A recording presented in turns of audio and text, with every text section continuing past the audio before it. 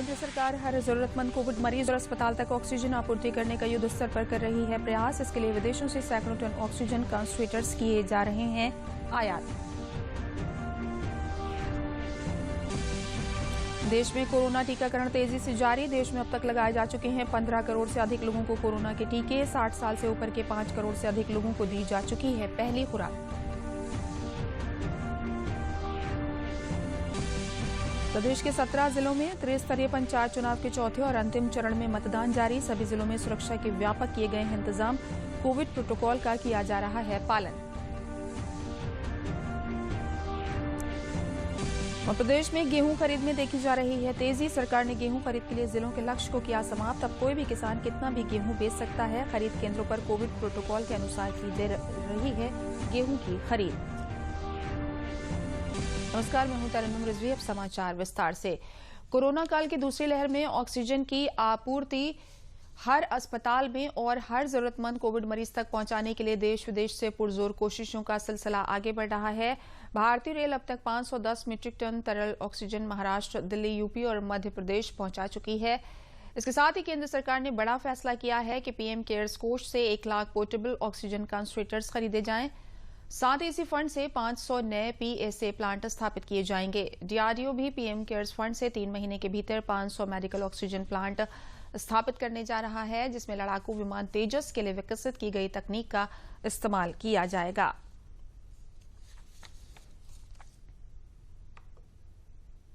कोविड-19 महामारी की विनाशकारी दूसरी लहर से निपटने के लिए ब्रिटेन से ऑक्सीजन कंसंट्रेटर्स की खेप आज भारत पहुंच गई है। ब्रिटेन ने कहा कि कोरोना के खिलाफ लड़ाई में वो भारत का हर संभव मदद करने के लिए और ऑक्सीजन उपकरण भेजेगा। इससे पहले ब्रिटेन ने भारत को वेंटिलेटर और ऑक्सीजन कंसंट्रेटर्स की पहली खेप भी मुहैया कराई थी। देश में कोरोना टीकाकरण अभियान के तहत अब तक 15 करोड़ से ज्यादा कोविड-19 के टीके दिए जा चुके हैं। अभी तक 15 करोड़ 20,648 लोगों को टीके लगाए गए हैं। 93 लाख से अधिक स्वास्थ्य कर्मियों ने इसकी पहली खुराक और 61 लाख से अधिक ने टीके की दूसरी खुराक ले ली है। 1 करोड़ 23 लाख से अधिक फ्रंटलाइन कर्मियों को पहला और लगभग 66 लाख को दूसरा टीका लगाया जा चुका है। 45 से 60 वर्ष की आयु के 5 करोड़ से अधिक लोगों को टीके की पहली खुराक दी जा चुकी है, जबकि 31 लाख से अधिक लोगों ने दूसरी खुराक ले ली है। 60 साल से ऊपर के 5 करोड़ से अधिक लोगों को पहली खुराक दी गई है, जबकि 98 लाख से अधिक लोगों को दूसरा टीका भी लगाया जा चुका है।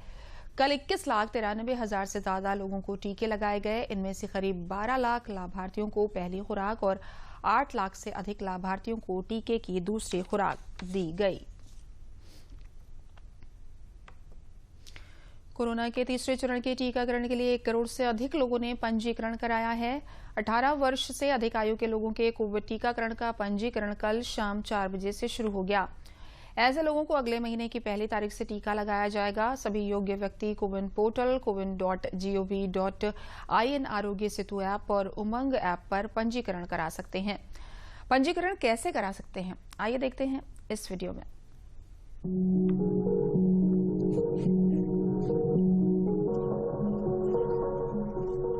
अपने वेब ब्राउजर में इस URL को डालें selfregistration.cowin.gov.in।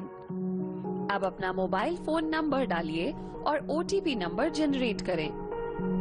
अब आपको अपने फोन पर SMS के जरिए 6 अंकों का OTP नंबर मिलेगा। अब अपने मोबाइल पर मिला 6 नंबर वाला OTP डालें। OTP वेरीफाई हो जाने के बाद आपके सामने वेलकम स्क्रीन खुल जाएगी। अपना मोबाइल नंबर रजिस्टर करने के बाद जरूरत पड़ने पर आप उसी नंबर पर 3 और सदस्यों को रजिस्टर कर सकते हैं। इससे रजिस्टर फॉर वैक्सीनेशन स्क्रीन खुल जाएगी। इस स्क्रीन पर ड्रॉप डाउन मेन्यू से उस फोटो ID प्रूफ के प्रकार का चयन करें जिसका इस्तेमाल करके आप रजिस्ट्रेशन करना चाहते हैं। कृपया ध्यान दें कि जब आप टीका लगवाने जाएंगे उस समय आपकी फोटो ID का वेरिफिकेशन किया जाएगा। ड्रॉप डाउन मेन्यू से फोटो ID प्रूफ के प्रकार का चयन करने के बाद नीचे दिए गए फील्ड में अपनी चुनी हुई ID का नंबर डालें। आपने जन्म का जो भी वर्ष डाला है, अगर उसके अनुसार आप 18 वर्ष या उससे अधिक उम्र के व्यक्ति हैं, तो टीके का लाभार्थी बनने के लिए रजिस्ट्रेशन प्रक्रिया को पूरा करने के लिए रजिस्टर करें बटन पर क्लिक करें। इससे आपकी स्क्रीन पर इंडिविजुअल रजिस्टर्ड सक्सेसफुली लिखा हुआ दिखाई देगा। अब आपके सामने अकाउंट डिटेल्स डैशबोर्ड खुल जाएगा। आपको यहाँ दिखेगा कि आपको एक लाभार्थी के तौर पर ऐड कर लिया गया है। अगर आप अपने परिवार के अधिक सदस्यों को ऐड करना चाहते हैं तो इस स्क्रीन पर ऐड मेंबर बटन पर क्लिक कर सकते हैं। आप एक से ज्यादा सदस्यों की अपॉइंटमेंट बुक करने के लिए उनके नाम के आगे दिए गए स्केड्यूल बटन पर क्लिक करें और फिर स्केड्यूल नाउ पर क्लिक करें। कृपया ध्यान दें कि एक से ज्यादा सदस्यों की दूसरी खुराक की अपॉइंटमेंट के लिए टीके का चयन और उसकी पहली खुराक का चयन सभी सदस्यों के लिए एक जैसा होना चाहिए। स्केड्यूल नाउ पर क्लिक करने के बाद आपके सामने book appointment for vaccination screen खुल जाएगी। इस स्क्रीन पर आप अपना पिन कोड डालकर और सर्च पर क्लिक करके अपने नजदीकी टीकाकरण केंद्र के बारे में पता लगा सकते हैं। इसके अलावा आप जिले के अनुसार भी टीकाकरण केंद्र के बारे में पता लगा सकते हैं। इससे आपको अपने जिले के सभी टीकाकरण केंद्रों की लिस्ट मिल जाएगी। इस लिस्ट में टीकाकरण केंद्रों की सभी जानकारी भी दी जाएगी, जैसे टीकाकरण केंद्र का पिन कोड, टीकाकरण केंद्र में न्यूनतम आयु की अनुमति, टीके का नाम और टीका लगवाने की लागत अगर ये कोई प्राइवेट टीकाकरण केंद्र है। हर रोज के हिसाब से वर्तमान में उपलब्ध टीकाकरण स्लॉट की संख्या। कृपया ध्यान दें कि जिस टीकाकरण केंद्र में आपकी उम्र के लोगों को टीका लगाने की सुविधा नहीं है, उस केंद्र के लिए आप अपॉइंटमेंट बुक नहीं कर पाएंगे। जब आपको अपनी पसंद के दिन और पसंद के वैक्सीन के साथ अपनी पसंद का ऐसा टीकाकरण केंद्र मिल जाता है जहां टीका लगवाने के स्लॉट उपलब्ध है, तो उस चुने गए टीकाकरण केंद्र में उपलब्ध सीटों की बटन पर क्लिक करें। इसके बाद आपके सामने टाइम स्लॉट चुनने की स्क्रीन खुल जाएगी। यहाँ आप टीका लगवाने के लिए अपनी सुविधा के अनुसार अपॉइंटमेंट का समय चुन सकते हैं। टीका लगवाने का टाइम स्लॉट चुन लेने के बाद कंफर्म बटन पर क्लिक करें। अगर आप टीका लगवाने की अपनी किसी अपॉइंटमेंट में कुछ भी बदलाव करना चाहते हैं, तो आप सदस्य के नाम के आगे दिए गए रीस्केड्यूल फिर से अपॉइंटमेंट बुक करें बटन पर क्लिक कर सकते हैं और अपॉइंटमेंट की तारीख और समय बदल सकते हैं। अगर आप टीके की पहली खुराक ले चुके हैं, तो आपके अकाउंट डिटेल डैशबोर्ड पर अपने नाम के आगे आपको ये दिख जाएगा कि आप किस तारीख के बाद से टीके की दूसरी खुराक ले सकते हैं। आप अपनी डिटेल्स के आगे दिए गए सर्टिफिकेट बटन पर क्लिक करके टीका लगवाने का सर्टिफिकेट भी डाउनलोड कर सकते हैं। अगर आपने अभी तक टीके की एक ही खुराक ली है, तो आप टीका लगवाने का प्रोविजनल सर्टिफिकेट डाउनलोड कर पाएंगे। और अगर आपको टीके की दोनों खुराक मिल चुकी है, तो आप टीका लगवाने का फाइनल सर्टिफिकेट डाउनलोड कर सकते हैं।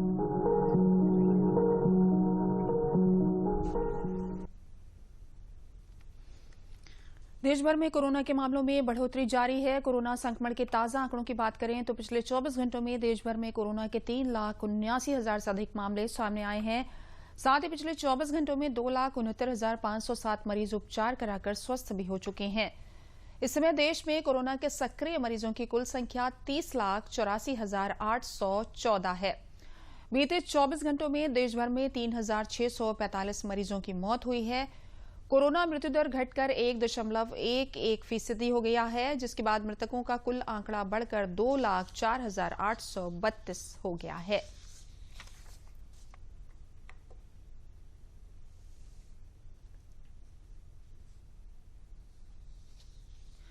भारत में कोरोना के खिलाफ जारी जंग में टेस्टिंग के क्षेत्र में कई मुकाम हासिल किए जा रहे हैं। भारतीय चिकित्सा अनुसंधान परिषद के अनुसार कल तक कोरोना वायरस के लिए कुल 28,44,71,000 से अधिक सैंपल टेस्ट किए जा चुके हैं, जिनमें से 17,68,190 सैंपल कल टेस्ट किए गए। कोरोना संक्रमण की दूसरी लहर से देश और प्रदेश जंग लड़ रहे हैं। विदेशों से जीवन रक्षक औषधियों के अलावा ऑक्सीजन कंसंट्रेटर्स एवं वेंटिलेटर आ रहे हैं। कोरोना संक्रमण से जूझ रहे मरीजों के इलाज के लिए केंद्र सरकार ने कई माह पूर्व फिरोजाबाद मेडिकल कॉलेज में पीएम केयर फंड से 114 वेंटिलेटर भेजे थे। इनमें से 47 वेंटिलेटर को फिरोजाबाद ट्रॉमा सेंटर स्थित 100 शैय्याओं के कोविड आइसोलेशन ब्लॉक में स्थापित कर दिया गया, जबकि शेष फिरोजाबाद मेडिकल कॉलेज में 67 वेंटिलेटर स्टोर में बिना इस्तेमाल के पड़े हैं। कारण ये है कि इन सभी को संचालन के पर्याप्त संसाधन स्थानीय स्वास्थ्य विभाग के पास उपलब्ध नहीं है। इस बारे में सीएमएस डॉक्टर आलोक शर्मा का कहना है कि उन्होंने शासन को पत्र लिखकर अवगत करा दिया है कि कुछ वेंटिलेटर सरकार वापस लेकर कहीं ट्रांसफर करा दे। कोरोना महामारी के समय प्रदेश भर में वेंटिलेटर की अति आवश्यकता है। शासन इन्हें दूसरी जगह स्थापित करा दे तो सैकड़ों जरूरतमंद मरीजों की जान बचाई जा सकती है। हमारे यहाँ कुल 114 वेंटिलेटर हो गए थे नए आते। अच्छा, हमारे यहाँ कोविड ब्लॉक में, इधर सारी में, एमआईसीयू में और आवश्यकता पड़ने पर एनसीबी में या 4 नंबर में जहाँ जरूरत पड़ती है हम लगा देते हैं। और अभी चल भी रहे हैं, अभी आप आवाज़ भी सुन रहे हो, अंदर से आ रही है आवाज़। तो उसके बाद भी वेंटिलेटर हमसे ज़्यादा आ गए, तादाद से ज़्यादा हैं। तो हमने शासन को लिख दिया है, चिकित्सा शिक्षा विभाग की तरफ से, प्रिंसिपल साहब की तरफ से शासन को लिख दिया गया है कि हमारे पास अतिरिक्त हैं। अगर किसी कॉलेज में, किसी अस्पताल में आपको देने की जरूरत हो तो यहाँ से वहाँ ट्रांसफर करवाएं। तो वो जब भी शासन के पास संज्ञान में कोई ऐसा जगह आएगा जहाँ कोई मांगेगा हॉस्पिटल या चिकित्सा संस्थान के लिए, हमें और चाहिए सरकारी, गैर सरकारी नहीं, तो वो वहाँ ट्रांसफर हो जाएंगे। इस समय हमारे पास तो पहले भी 80 थे और तो हमारे काफ़ी ऊपर भी चले गए हैं। और जैसे एमआईसीयू वगैरह में जरूरत है, एसआईसीयू में जरूरत है, तो वहाँ भी भेजे जा रहे हैं। अगर जरूरत पड़ी तो जो भी जैसी कंडीशन होती जा रही है हम ऊपर भिजवाते हैं। श्रावस्ती जनपद में ग्रामीण क्षेत्रों में कोरोना संक्रमण को लेकर जागरूकता की बहुत जरूरत है। इसी को लेकर श्रावस्ती जनपद के टीबी चैंपियन गांव-गांव जाकर लोगों को मास्क वितरित करके कोरोना के बारे में जागरूक कर रहे हैं। श्रावस्ती जनपद के नासिरगंज बाजार के रहने वाले टीबी चैंपियन साबिर हुसैन इन दिनों कोरोना को लेकर लोगों को जागरूक करते नजर आ रहे हैं। वो गांव-गांव जाकर लोगों को जागरूक कर रहे हैं और बता रहे हैं कि अगर हम टीबी जैसी भयंकर बीमारी से जीत सकते हैं तो कोरोना जैसी अछूती बीमारी से आखिर क्यों नहीं जीत सकते। इसके लिए हमें सबसे ज्यादा कोविड नियमों का पालन करना होगा, साथ ही साथ चेहरे पर मास्क लगाना होगा और सोशल डिस्टेंसिंग का खास तौर से ख्याल रखना होगा। कि जैसे टीबी को हरा के हम टीबी चैंपियन बने हैं, उसे कोरोना भी हारेगा और देश जीतेगा। लोग जागरूक रहें, सोशल डिस्टेंसिंग का प्रयोग करें, जरूरत पड़ने पर ही घर से बाहर निकलें, कोविड-19 के नियमों का पालन करें। यही हम गांव-गांव जाके यह लोगों को जागरूक कर रहे हैं, मास्क बांट रहे हैं। प्रदेश में पंचायत चुनाव के चौथे और अंतिम चरण के चुनाव के लिए मतदान जारी है। मतदान सुबह 7 बजे शुरू हुआ और शाम 6 बजे समाप्त हो जाएगा। इस चरण में 17 जिलों के 2,98,00,000 से अधिक मतदाता भाग ले सकेंगे। राज्य चुनाव आयोग ने मतदान के दौरान कोविड दिशा निर्देशों का कड़ाई से पालन करने के आदेश दिए हैं। मतदाता मास्क लगाएंगे और सामाजिक दूरी का पालन करेंगे। मतदान केंद्र पर प्रत्येक 6 फीट की दूरी पर एक गोला बनाने के निर्देश दिए गए हैं। मतगणना 2 मई रविवार को होगी। मथुरा में त्रिस्तरीय पंचायत चुनाव के चौथे चरण के लिए आज सुबह 7 बजे से ही वोट डाले जा रहे हैं। जिला प्रशासन ने सुरक्षा और कानून व्यवस्था को बनाए रखने के साथ कोरोना के सभी नियमों का पालन कराने के लिए सभी मतदान कर्मियों को सख्त निर्देश दिए हैं। डीएम नवनीत चहल और एसएसपी गौरव ग्रोवर ने मतदान केंद्रों का निरीक्षण किया। उन्होंने मतदाताओं से सोशल डिस्टेंसिंग के साथ मास्क का प्रयोग करने की अपील की।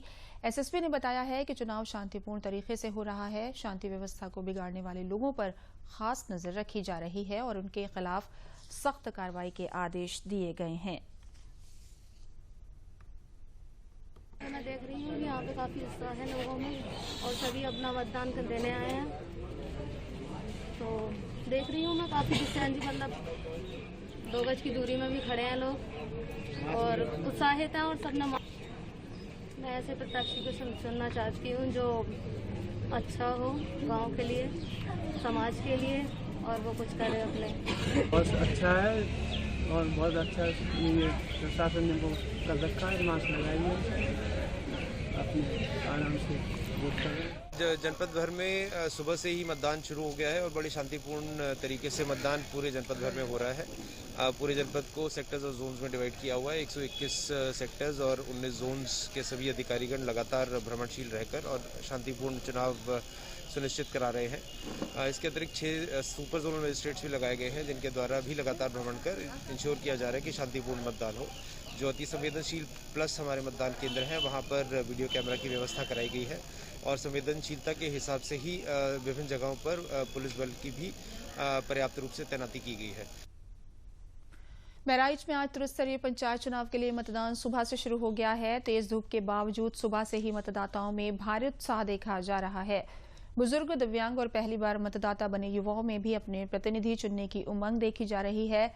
बहराइच जिले में 3865 बूथों पर मतदान जारी है, जिसमें ग्राम प्रधान पद के 7110, क्षेत्र पंचायत सदस्य के 7556, ग्राम पंचायत सदस्य के 5028 और जिला पंचायत सदस्य के 225 प्रत्याशियों के भाग्य का फैसला 25,01,251 मतदाता कर रहे हैं। शांतिपूर्ण मतदान के लिए जनपद में 32 जोनल मजिस्ट्रेट व 262 सेक्टर मजिस्ट्रेट निगरानी रखे हुए हैं। ऐसा हो कि अच्छी विकास हो, सड़क बन जाए और कोई दुख दर्द में कोई प्रधान काम आए, हम ऐसा जो है अपना मतदान लेने आए। पहली बार वोट डाल रहा हूँ, बहुत खुशी हो रही कि मैं अपने हिसाब से प्रधान और बीटीसी का चुनाव करूँगा, तो बहुत खुशी हो रही है। वोट भी काफ़ी अच्छे से पड़ रही है, सोशल डिस्टेंसिंग का पालन हो रहा है, तो ये देख के मुझे बहुत अच्छा लगा। मैं पहली बार वोट डाल रहा हूँ, जैसे कि मुझे बहुत प्रसन्नता है वोट डालते हुए कि अपना प्रधान प्रतिनिधि चुनते हुए बहुत ही मैं प्रसन्न। कौशाम्बी जिले में त्रिस्तरीय पंचायत चुनाव के चौथे चरण में जिले के 8 विकासखंड के 446 ग्राम पंचायतों में सुबह 7 बजे से मतदान जारी है। सुबह से ही लोगों में काफी उत्साह देखने को मिल रहा है। 5 ग्राम पंचायतों का चुनाव प्रत्याशियों की मौत के बाद स्थगित कर दिया गया है। मतदान स्थल पर कोविड प्रोटोकॉल का पालन किया जा रहा है। 561 मतदान केंद्र पर 1737 मतदेय स्थल बनाए गए हैं, जिन पर 10,46,695 मतदाता अपने मताधिकार का प्रयोग कर रहे हैं। जिले में ग्राम प्रधान 4,308, क्षेत्र पंचायत सदस्य 3,346, ग्राम सदस्य 2,945, जिला पंचायत सदस्य के 514 प्रत्याशी चुनाव मैदान में हैं। शांतिपूर्ण मतदान हेतु जिलों को 95 सेक्टर 8 जोन में बांटा गया है, जिनमें जोनल व सेक्टर मजिस्ट्रेट मतदान प्रक्रिया पर नजर रख रहे हैं। अभी तक प्रकाश में नहीं आई है। आशा है कि पूरा चुनाव हम लोग सफल संपन्न कराएंगे। हापुड़ जनपद में आज त्रिस्तरीय पंचायत चुनाव के चौथे चरण के लिए मतदान किया जा रहा है। जनपद में कोविड-19 के नियमों और सोशल डिस्टेंसिंग का पालन कराते हुए वोटिंग कराई जा रही है। ग्रामीण क्षेत्रों के लोग अपने गांव के विकास के लिए आज मतदान कर रहे हैं। सुरक्षा को देखते हुए जनपद में हर पोलिंग बूथ पर भारी पुलिस फोर्स को तैनात किया गया है। जनपद के धौलाना में भी युवाओं में वोट डालने को लेकर काफी उत्साह दिखाई दिया। वहीं युवाओं ने लोगों से भारी संख्या में वोटिंग करने की अपील की।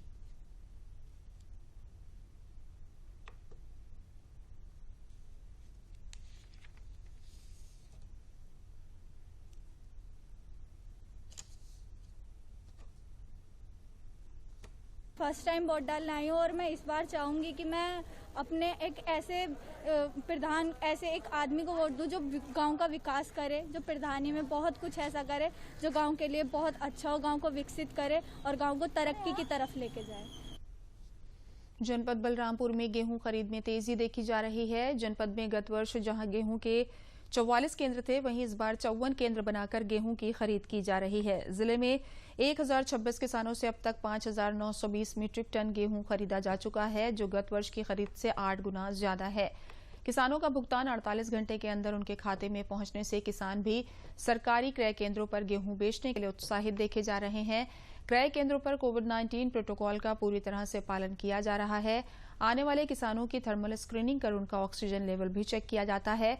किसानों ने बताया कि टोकन सिस्टम से गेहूं खरीदा जा रहा है और ये सरकार की बहुत ही अच्छी तथा पारदर्शी व्यवस्था है।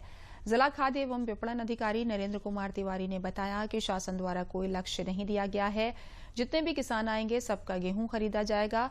उन्होंने कहा कि किसान के लिए सबसे अच्छी बात यह है कि इस बार शासन ने सभी किसानों के गांव की संबद्धता खत्म करते हुए अपने नजदीकी सरकारी क्रय केंद्र पर गेहूं बेचने की सुविधा प्रदान की है। गेहूँ और हमारा सुविधा बहुत बढ़िया है। तौल भी समय से हो जाता है, पैसा भी समय से मिल जाता है और कोई दिक्कत नहीं। यहाँ सरकारी गल्ला समिति में गल्ला बेचने को आया और यहाँ सुविधा सब सारी है, सैनिटाइजर है, पानी है, कुल सुविधा मतलब मिल गया और गेहूँ भी तौल गया। अपना गेहूँ बेचे, उसमें आए तो क्या देखा कि यहाँ पे कोविड-19 का पूरा पालन किया जा रहा है। सैनिटाइजर, हैंड वॉश, कोई यहाँ पे सुविधा होनी चाहिए, जितनी सुविधाएं सब हैं, ऐसा नहीं कि कोई सुविधा ना हो। यहाँ पे भुगतान के लिए ये ऐसा हुआ कि जैसे हम बेचे उसके तीसरे दिन अपने अकाउंट में पैसा भी आ गया। इसलिए ये है कि जो सरकार की नीति है वो बहुत अच्छी है और ऐसे ही होना चाहिए पूरे प्रदेश में। बनाए गए हैं जिलाधिकारी महोदया द्वारा। गत वर्ष 44 क्रय थे तो 10 क्रय ज़्यादा बनाए गए हैं किसानों की सुविधा के दृष्टिगत। लक्ष्य सरकार द्वारा कोई नहीं दिया गया है, कहा गया है कि कोई भी किसान गेहूं लेकर आएगा, सबका गेहूं खरीदा जाएगा। अभी तक 5920 MT की खरीद की जा चुकी है 1026 किसानों से। गोंडा जनपद में भी इस बार सरकार ने किसानों से गेहूं खरीद के लिए कोई लक्ष्य निर्धारित नहीं किया है। 1 अप्रैल से शुरू गेहूं खरीद के लिए 117 क्रय केंद्र पर सरकारी रेट 1975 रुपये प्रति क्विंटल पर खरीद की जा रही है। अब तक 2276 किसानों से 14299 मीट्रिक टन खरीद की जा चुकी है। नवीन गल्ला मंडी में विभिन्न केंद्रों पर गेहूं विक्रय करने आए किसानों ने बताया कि रजिस्ट्रेशन करने के बाद मिले समय पर गेहूं बेचने आए हैं। पैसा भी 24 से 72 घंटे के अंदर ऑनलाइन खाते में आ जाएगा। किसी तरह की कोई दिक्कत नहीं है। सरकार की ये व्यवस्था अच्छी है। डिप्टी RMO प्रज्ञा मिश्रा ने बताया कि इस बार सरकार ने लक्ष्य समाप्त कर दिया है और किसान अपने सुविधा अनुसार किसी भी केंद्र पर अपना गेहूं बेच सकते हैं, जिसका भुगतान 24 से 72 घंटे में किसानों के खातों में पहुंच जाएगा।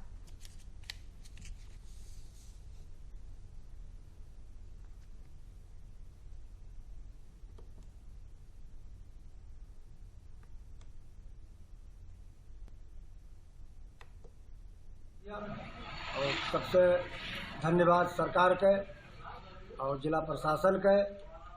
गेहूँ हमारा तौलिगा है, हमें पैसा भी मिल जाये। 20 कुंटल गेहूँ हमारा तौलिगा है। मैंने अपना 30 कुंटल गेहूँ बेचा है और मुझे कोई दिक्कत नहीं आई है। मैं सरकार को बार बार धन्यवाद देना चाहता हूँ कि टाइम से पैसा मिल जाएगा, बाकी ऐसी कोई दिक्कत नहीं।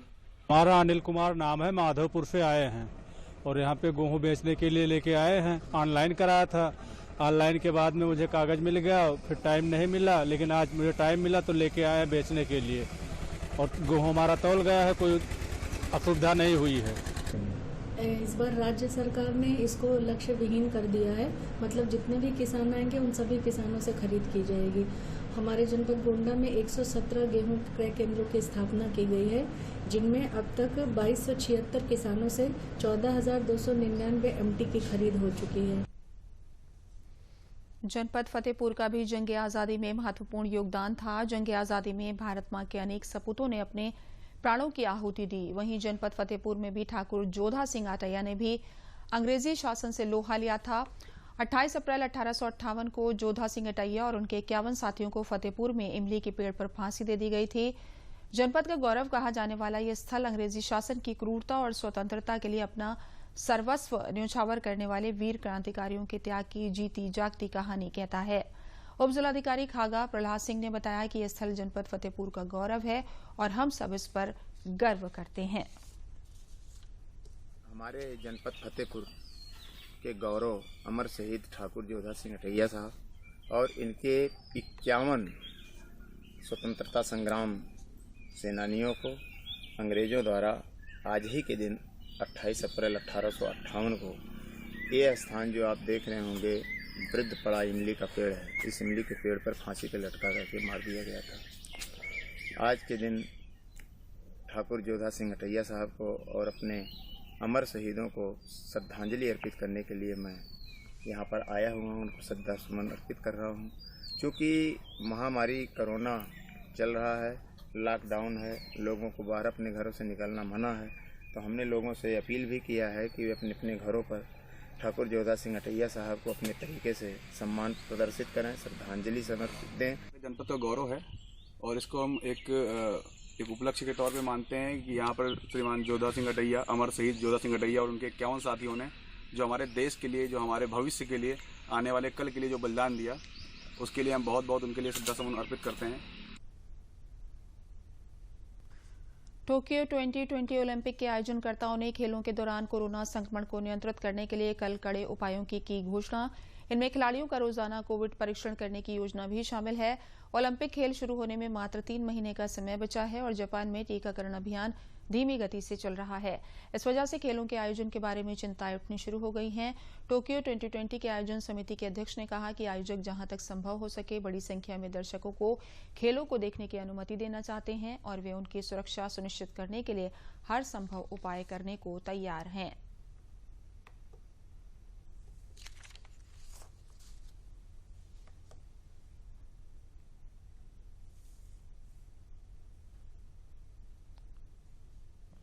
अब आप दूरदर्शन न्यूज उत्तर प्रदेश के समाचार बुलेटिन और समसामयिक विषयों के कार्यक्रमों को हमारे YouTube चैनल और DD न्यूज यूपी पर देख सकते हैं। इसके लिए आपको लॉग इन करना होगा www.youtube.com/ddnewsup। उत्तर प्रदेश के समाचार बुलेटिन और समसामयिक विषयों के कार्यक्रमों को हमारे YouTube channel DD news UP पर देख सकते हैं। इसके लिए आपको लॉग इन करना होगा www.youtube.com/ddnewsup।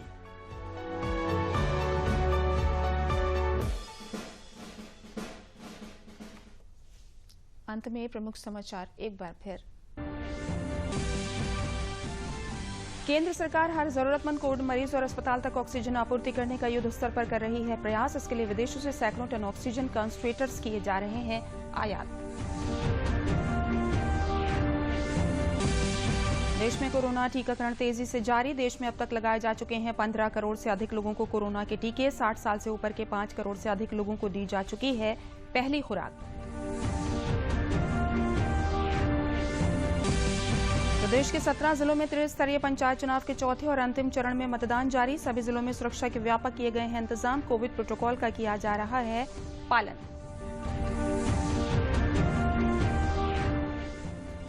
और प्रदेश में गेहूं खरीद में देखी जा रही है तेजी। सरकार ने गेहूं खरीद के लिए जिलों के लक्ष्य को किया समाप्त। अब कोई भी किसान कितना भी गेहूं बेच सकता है। खरीद केंद्रों पर कोविड प्रोटोकॉल के अनुसार की जा रही है गेहूं की खरीद।